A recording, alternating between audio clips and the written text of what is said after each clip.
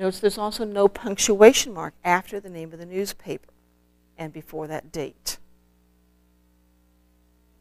All right. Then I have my colon and then my D1 plus.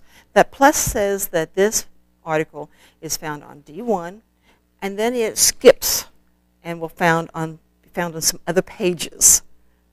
But it's a random skipping. So it might be D1 and then D2, and then it might skip to D5, and then it might skip to D9 before it finishes the article.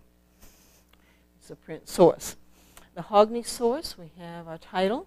New York Times, we have our date. Now, this one has a late edition. So notice that I put the date in first, comma, then late edition with the ED for edition. And then this one has a different way of numbering the sections. This one actually has section 11, page 1 plus. Again, the plus is going to stand for it's going to skip around in that section and not just be a consistent page. If I do 1-3, it's going to be on 1, 2, and 3. If I do 1-3, it's on 1 and 3 only. So how I punctuate this in there will tell my reader where this article or how this article appears. You notice that print is following at the end of each of these because these are traditional print sources that were located.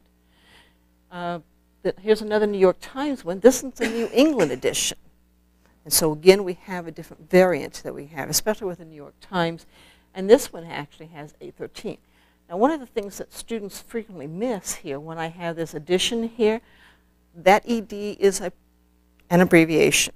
So therefore, I have to do the ED period and then the colon. I know it looks goofy, but that's the way it is to be. We need to keep our punctuation in there. Remember, we're working with Modern Language Association. They expect our punctuation to be correct. And then it's a print. And then I have the Wall Street Journal. Remember, this is the exception. Yes, sir. When you get newspaper information online, do you still just do it as the same? I will follow the same format when I have a newspaper online as when I have a newspaper in this traditional print source. I will, when I find it online, add the source information for finding it on web. And I should have some examples of that for you. And actually, we're getting into the actual section with online sources where URLs are now limited value. The limited value because what we have found over the years with using these, we don't search by a URL. We search by either the title or the subject and sometimes the author. We don't search by URL as a general rule because the long, the cumbersome, the difficult to type, we make transcription errors as well. MLA decided, why are we doing this if we're not going to use them effectively to find the source? So they're very specific to a subscriber. You have access through our virtual library, through EBSCOhost and ProQuest and Opposing Viewpoints and some other sources out there. Once you leave Ivy Tech, you lose your access to that unless you sign up to the virtual library through the state of Indiana or through the state of where you are living. So we lose some of that access. You can go to the public library and get them as well. But then we generally lose a lot of access to that. So it's very specific to you as a student here at this campus. So that web address is not going to do someone at IU any good to follow that web address. When the source is difficult to locate without it, you will give it. When the instructor requires it, you will give it. Otherwise, you don't need it. Okay? Or if it's needed for supplemental information. Those are the basic rules. So when you will give a web address today and type those long cumbersome addresses. So it's really been streamlined. I'm going to show the database and not the database service. So Academic Search Premier is one of the databases. It's one of the premier databases in EBSCOhost.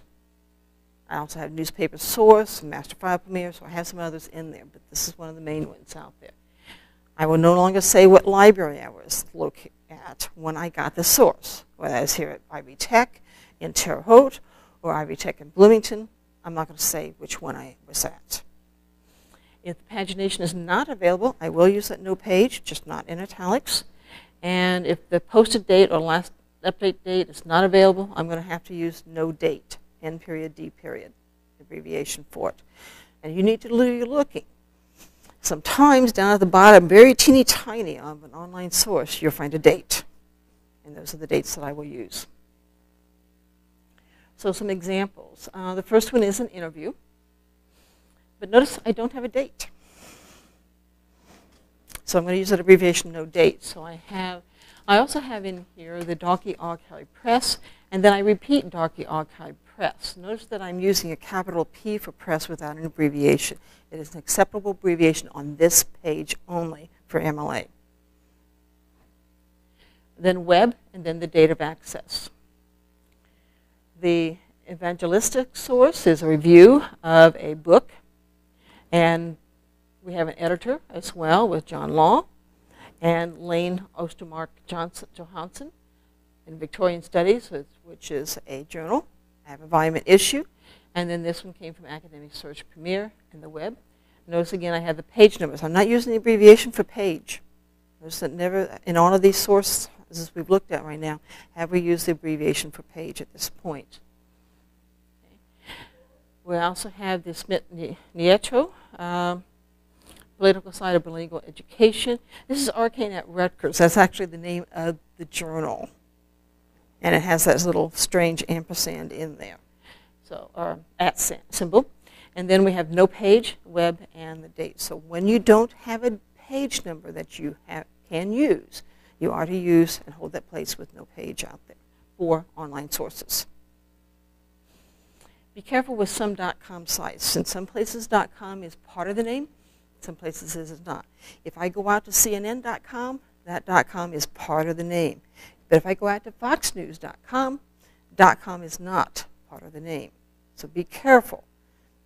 There's no real rhyme or rule of when or how they would select that this is part of the name. So we just have to look. Okay.